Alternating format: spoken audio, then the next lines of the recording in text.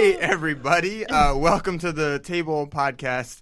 I almost said welcome to the podcast. That's something that happened in our early days. I do that a lot. As we were learning how to even start a podcast. But I am one of your hosts, Khalil, and there's another host here. My name is Sean. And Sean is our district youth director. He has the privilege of working and pastoring kids pastors and youth pastors around the state of Oregon for our fellowship, and super awesome and glad we get to do this together. And this podcast is really all about following Jesus in the midst of diverse cultural perspectives and just a moment of vast cultural change. And what we want to do is just explore all the different topics and things that go into helping us be faithful followers of Jesus in this current moment. And so that's what we're doing. Yeah, and we've got a really special guest with us today, Sarah Massar. Hello. I'm not going to steal any of your thunder All the thunder because stays I here. want you to tell us a little bit about yourself, where you're from, what you are currently doing, and a little bit of your story. But I will say, Sarah has fantastic hair. Thanks, Sean. Her dreadlocks are Fire. on point. Hashtag Fire. dreading it. That was a sound right there. Actually, That was kind Is of... it what I- sound? that was Hey, definitely my Sean. sound Sean, effect. what sound do dreadlocks make again? No. That Oh. was Is that what sound my That was dreadlocks me. make? pursing my lips right there to make a noise. That was it. Oh, okay. So please, Sarah, tell us a little bit about yourself. Give us a move on. snapshot of your story. Yeah, so I grew up in Montana in a Christian home. My dad was a pastor, all these things. Went to college in Bozeman, Montana for geology. I have a degree in geology. Nice. Rocks are awesome. If you don't think rocks are Amazing. awesome. Do they rock? Rocks rock. Rocks are, yeah, okay. That's a new joke. I've never Sorry. heard that one before. But Terrible. yeah, was raised Christian, all those things. But when I went to college is when my faith really became real. And it was like, this is something I want to do. And now I'm a youth pastor over in Eastern Oregon in Spray. If anybody knows where Spray is, I will give you a brownie point, which doesn't actually amount to anything. But I've been over there for a year now, and it's pretty awesome. So, Yes. yeah, Okay. if you know Now, where tell Spray, me. I was like, if you know where Spray is, just message us, and we'll make sure to get you that brownie point. We'll get in touch. Ooh, yeah. Maybe we will package a small brownie and send it to you. Maybe, probably not, but it's possible. Maybe not. Maybe Colin, our producer, will do that. Oh, that was good. Okay, Sarah, tell us one thing that our listeners must know about you. They must know. They have to know. They have to know Yeah. that You got to know this about me. when I was in third grade, my mom threatened to send me to speech therapy because I talked too fast. And now I don't talk very fast anymore. But that is something you must know. That's I talk awesome. fast, but I also like hiking, backpacking. I don't like coffee. It's Oh. burnt bean juice. Burnt bean juice. So those are Burnt two bean things juice. you need to know about me. I guess that's three. I also love can't it. count. That is amazing. That is amazing. So you mentioned that in college is when your faith became real. Would you tell us a little bit about that? Why, how, what were the experiences, maybe some moments that helped with that? Yeah.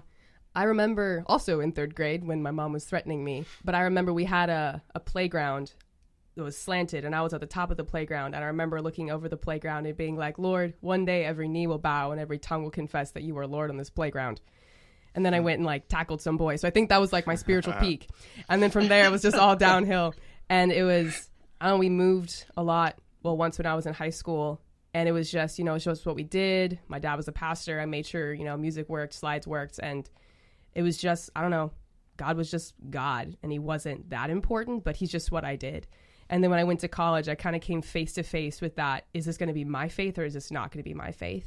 And I remember being at our fall retreat. I was a part of Chi Alpha Campus Ministries, rep for Chi. But Yeah. it was Saturday night, which is a worship night. And everybody was raising their hands and worshiping. And I was just standing there and I'm like, what? Like, what are you doing? Like, why are we here? I feel nothing. And I just got to a point where I was like, okay, God, if you're real and if you want me, you're going to have to make that obvious. And I didn't feel anything. Nothing happened. But just watching all these people worshiping, and I was like, I don't know what you have that I don't have, but your faith is authentic and your faith is real, and I want that. And it was just this hunger for something more than what I had. And so I went up to get prayer, and God just wrecked me during that prayer session. I just snotted all over a girl's hair for hours. And from that moment, I was like, I want God, because you obviously have a relationship with God that is something amazing, and I want that. So this girl that you snotted all over, did she become a friend? Mariah? A little bit, yeah. I didn't end up being in her Bible study, but yeah, she was pretty cool. But actually, one of my actual Bible study leader, another moment of like really being impacted by somebody was because she and I met up for like 2 years. We met up one-on-ones, hung out, all those things. She was my mentor. But the one time that I really remember her impacting me was during another worship session, but she was leading worship and she was singing, and it was like nobody else was in the room. It was just her. And I was like, man, like I want a relationship with God like you have. Like we've talked 30 times about God and all these things, but this one moment where you are authentically worshiping Jesus, you make me want to love God more. Super cool. That's so cool. Sean, I joked a little bit, but that's super cool. That is a really, really powerful story. And it's definitely different for me because I didn't grow up in church at all. So, but I can still think of some of those meaningful moments and impactful people that kind of led me to being a follower now today. Sean, I'm curious. I don't even know if I've asked this before, but have you ever had, like, you grew up in church for the most part, right? You can kind of unpack maybe that a little bit, but did you ever have a season like that, or of just your faith becoming your own, or did your walk look different? Yeah, no, my walk is probably similar to Sarah's in one sense, where you know how you kind of do things. I wouldn't say I never loved Jesus, or I didn't necessarily pursue him. I don't know if I would say that, but definitely I would say what Sarah says, you know, where Jesus was just, that's what you do. Like that's where we're at. We're in that vein. And I would say at the end of my high school years, probably into my senior year, is when I decided, you know what, I really want to explore this and make this my own, you know.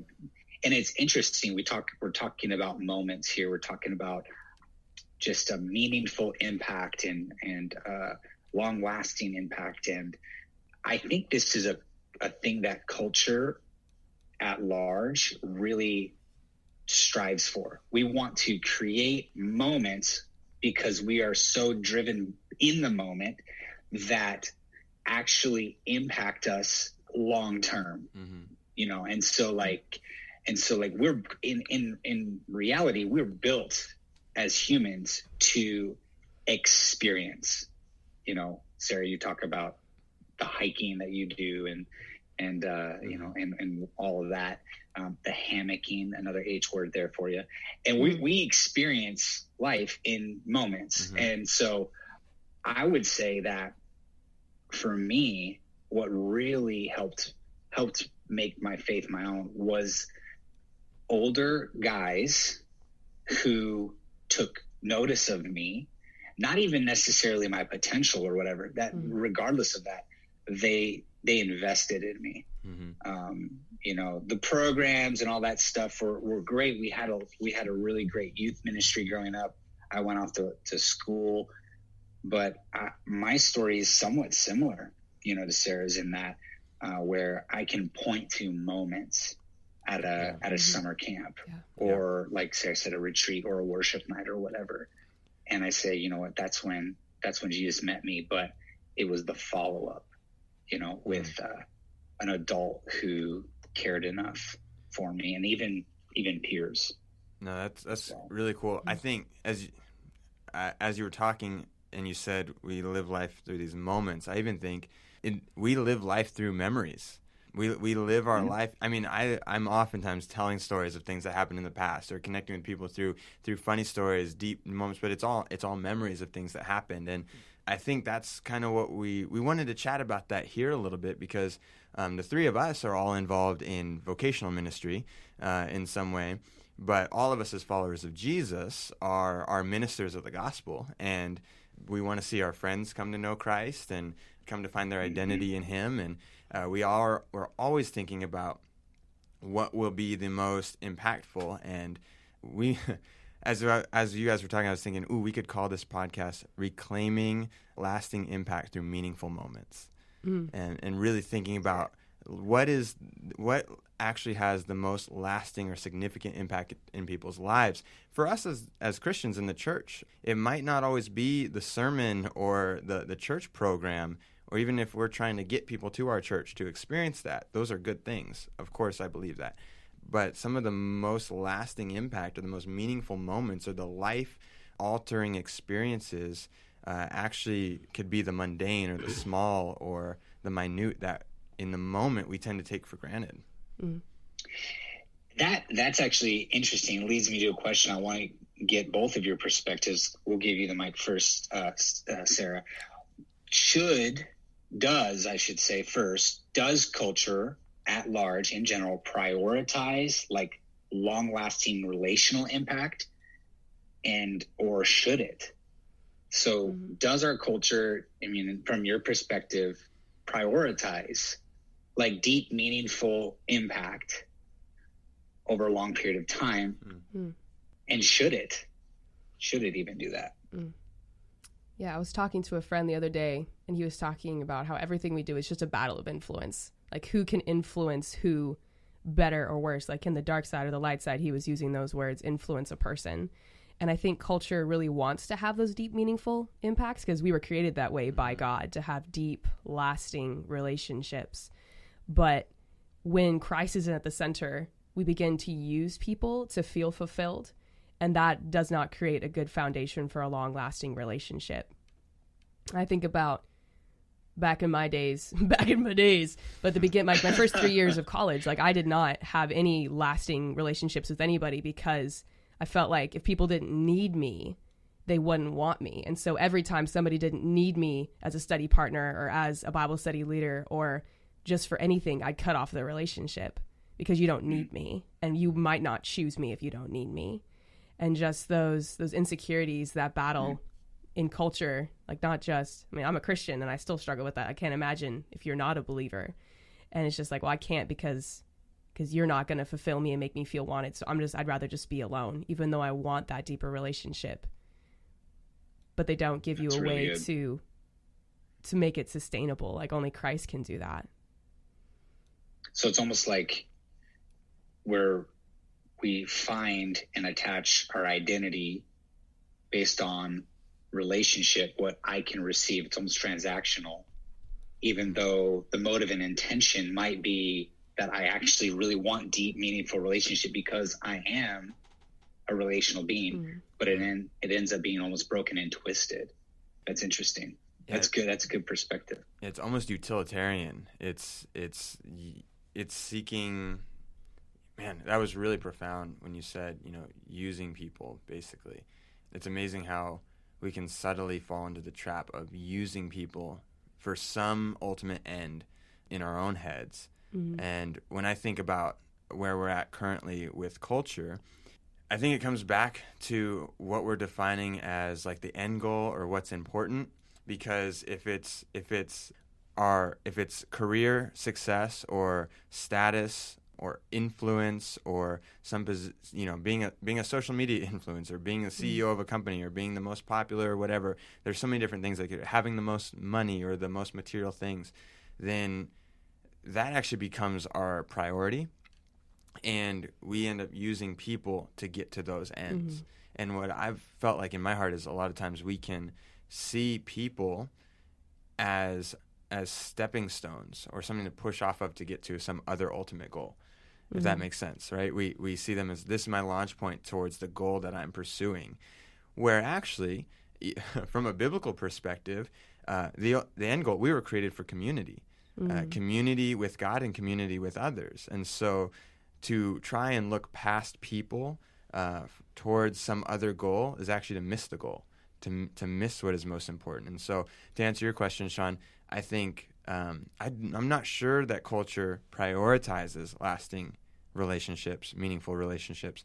I think I agree with Sarah. We say we want it, but our end goal is something else, and so we'll actually drop what could be a meaningful relationship for that other thing, rather than saying, hey, this is actually what I was created for and meant for, and so this is my ultimate pursuit, and I'll lean into this and the process that gets us there.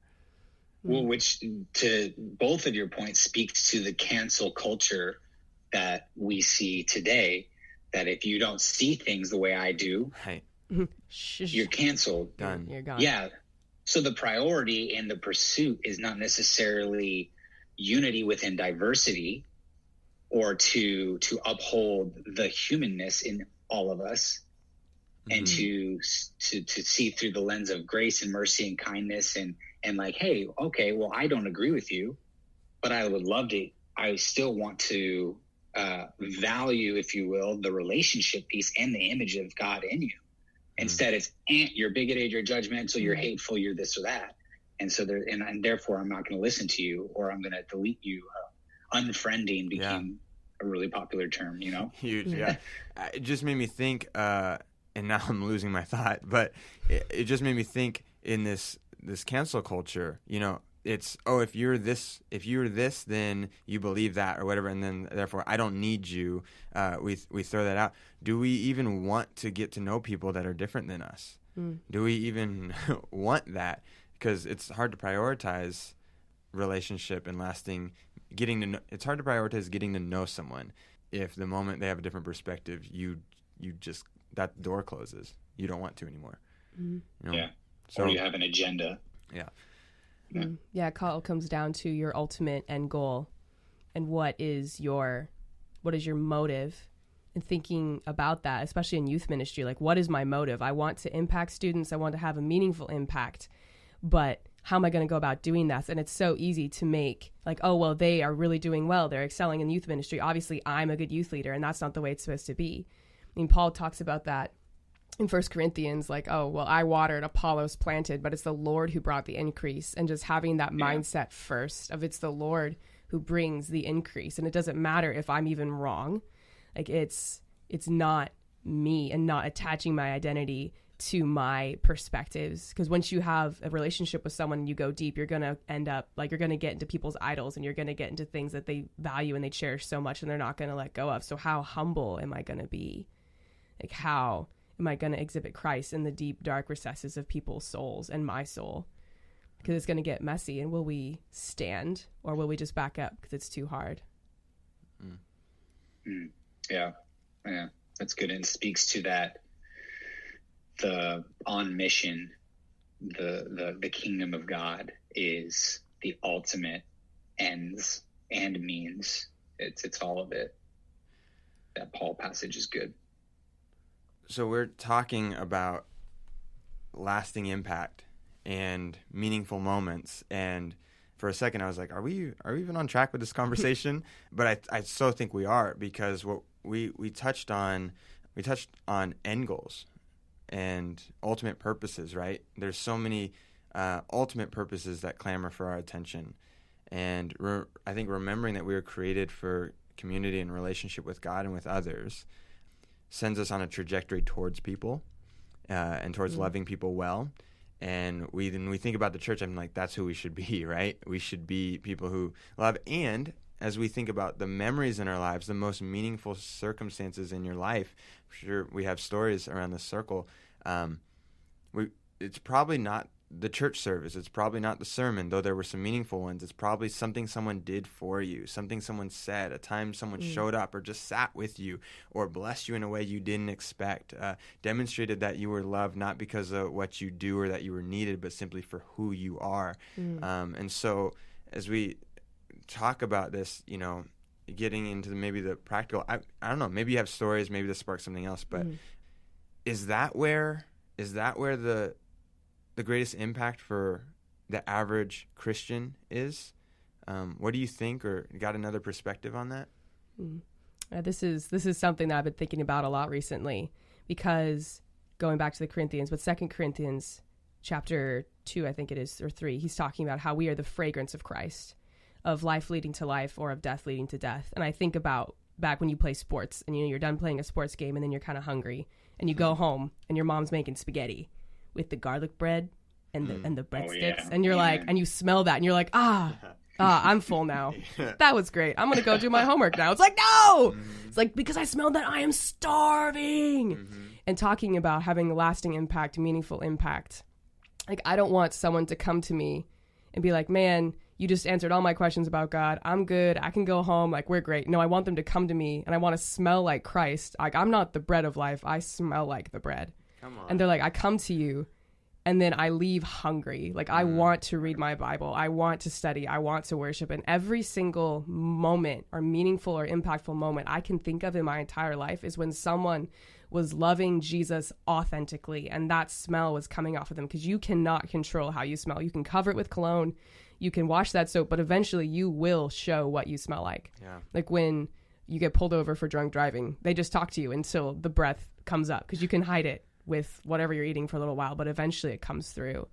And so I think any meaningful moment has to start with, are you authentically showing Christ? And are you that fragrance that causes other people to want more? Because the whole goal is to get people to Christ. Like, it's not so you'll love me and you'll invite me to your wedding, because that's what I thought it meant to be, like, lasting and meaningful moment or impact is like, well, I'm going to be in your wedding if I've had a good impact on you. And I haven't been in any of my girls' weddings who I was their Bible study leader, which is demoralizing if that's the standard of impact you set. It's like, oh, well, if we're friends for the next 30 years, that means that I impacted you. It's like, I don't think so. I think real impact is, did I make you want to love Jesus more? Because if I didn't, then I'm impacting you with me and not with Christ. And we should let our light shine before men so they'll glorify the Father, not so they'll glorify me.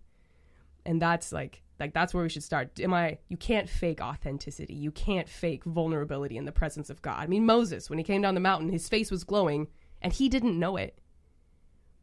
Like, that's crazy. Like, how do you not know your face is glowing? Right. But you, like, that fragrance, that glow that you give off of Christ should be so contagious and should drive people to the throne. And that is lasting. That's a moment that they won't forget. The moment where you smelled so much like Christ that they could not quench their hunger with anything but the presence of God.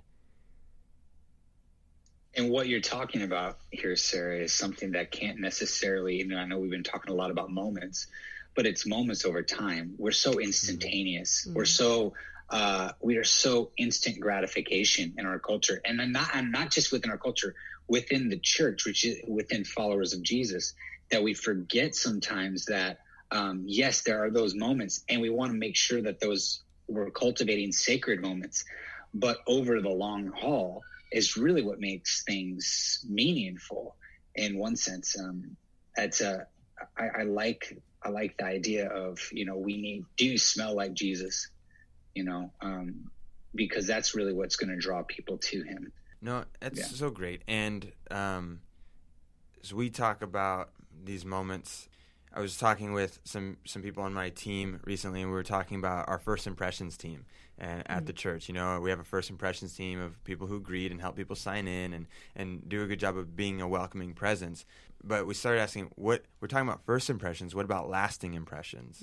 And sometimes we in the instant culture, we don't think about long-term. And I love that you talked about moments over time. And really, this is challenging because this isn't so much about doing or being or acting in someone's life a certain way, though we're probably going to touch on some practicals for how we can do that. This is about personal individual walk. And Moses, the reason his face was glowing with the glory of God was because he was in the presence of God for an extended period of time. He was in God's presence, and he came out shining that glory. And so it makes me think, am I spending time abiding with Christ? Am I spending time in communion and community with God? Am I allowing him to cultivate my character? Are we allowing him to shape us? Are we submitted and surrendered in our daily habits and our practices, not to be people of our culture, but to be people of his Spirit? Because that is the fragrance. That is what the world will see. And they can see through the falsehood. But man, when you're glowing with the presence and the glory of God, they see that too. And then you want to make a lasting impact. It's not, oh, well, we're just going to get you in the door and then we're done. It's like, I genuinely love you and I want to continue this, because it's really hard to love someone over a long period of time. And only by the grace of God can you do that. And following up with people, meeting up, taking interest. But if it's not authentic, it's not it's not going to last. Yeah. I mean, you look at it, we were designed to walk alongside of one another. Genesis chapters 1 and 2, you look at the garden, from the garden to the garden, all the way through into Revelation. So good. We as humans are designed to sharpen and rub off on one another, to walk together in harmony and unity within diversity, to glorify our Creator. It glorifies our Creator. And so it's, what does that look like today? A broken humanity, obviously. How do we do this? How do we set the stage for our culture as followers of Jesus? Because what I'm finding is a lot of times we don't really know how. Some of it's discipleship. Actually, not some of it. A lot of this we're just talking about is discipleship, right? It's, or I would call it apprenticeship. So what does it look like for us to do this? Because you've got the single mom or the single dad or the young couple or the teenager that's listening, young adult, all the way to the person who owns a business or working 60, 70 hours a week. What does it look like then? Because sometimes we just don't know how to do this, but interested to hear your thoughts on that, both of you, actually. Yeah, because some people can't or just won't receive, because I can think of times when I tried to love somebody and they just didn't receive it or it just didn't happen, and I was like, oh, well, now it's just awkward and weird. But I can think of other times where I did something, I'm like, oh, I just felt like I should tell you this, and they just start crying and I'm like, what? And it all starts with being sensitive to the Spirit and knowing where He wants to go. Because if people's hearts aren't soft, it doesn't matter how good of I can love people and impact them and, you know, do all these things for. So like every morning just getting up like, God, who do you want me to love today? How do you want me to do that? Like, where do you want me to go? And being available to not be so hurried, to be able to stop and be like, oh, well, I feel like you wanted me to go talk to this person, or I feel like today you want me to text this person. And being sensitive to God. Because if you're trying to rack your brains of ideas of how can I make people feel like they're appreciated, like that's like, you just strangle them. It's not going to work. Like asking God where you want me to go, and then going, and not being so set in your schedule of like, I don't have time for people. Like give them that time.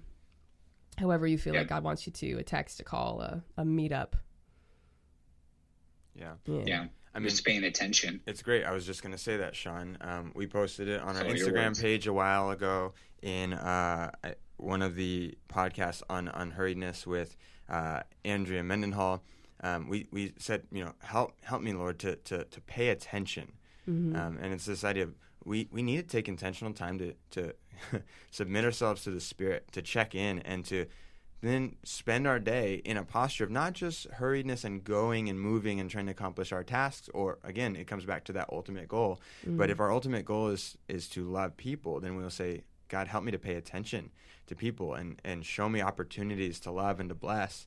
And that could look so many different ways. We did an episode on letter writing. I think that was episode 10. Oh, let's go, letters. Episode 10 on letter writing. It might be, man, okay, you notice something. You notice someone. You decide, I'm going to write a letter to that person. It might look like just giving a word of encouragement, speaking words of life, taking someone to lunch, saying something in the hallways at work. But it's looking for the little moments that God prompts you that may seem insignificant, but show people that you see them, you remember them, and it shows that Christ knows them in these little ways that add up over time.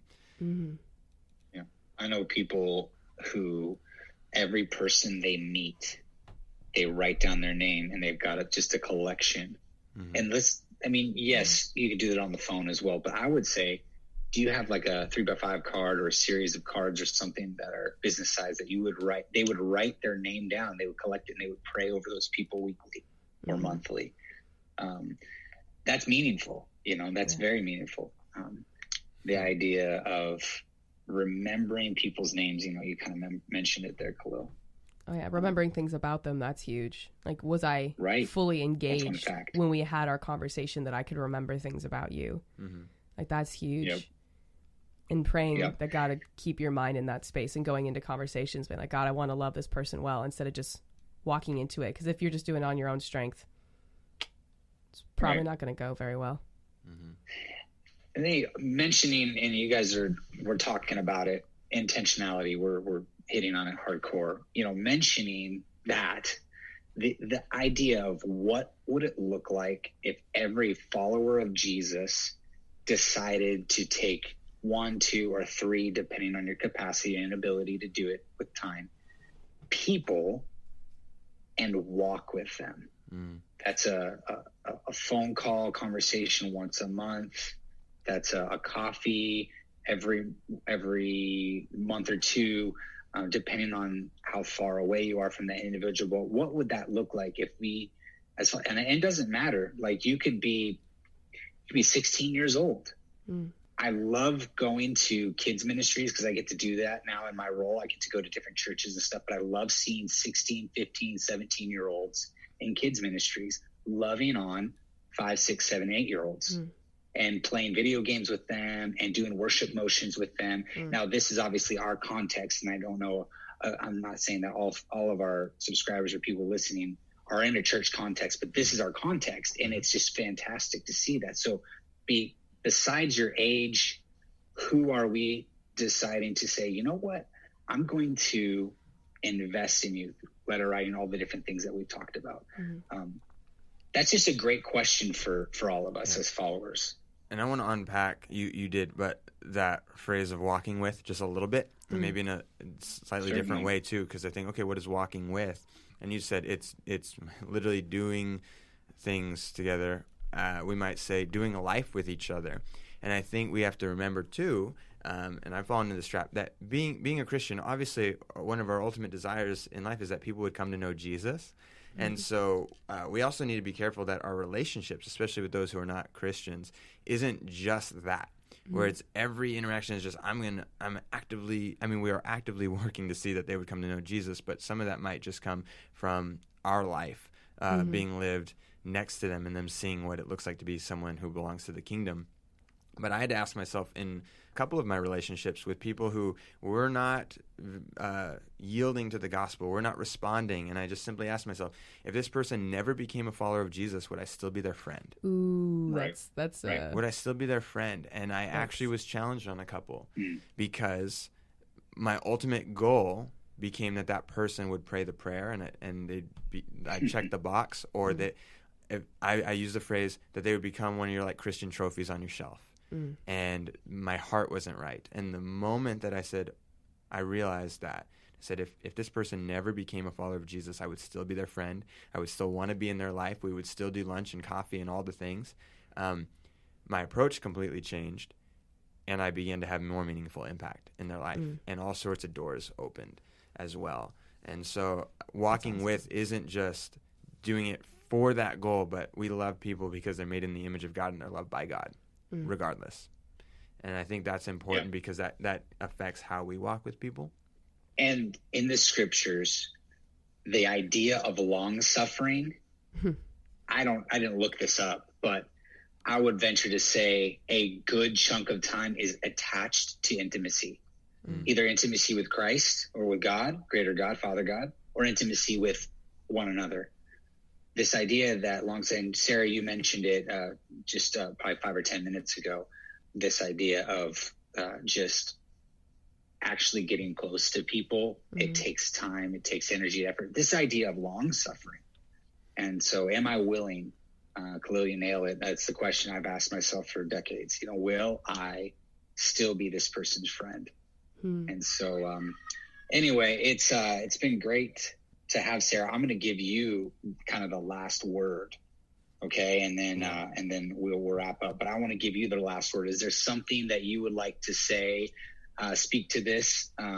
Maybe something that just popped into your head, or what's one thing that you just really love to give away to our listeners? Oh man, this the weight of this last word. I just when you authentically love Jesus, you'll authentically love people. And everyone is different. It can't be like, well, here's the 3 steps of how to make people feel valued. Like, maybe you can, but everyone's different.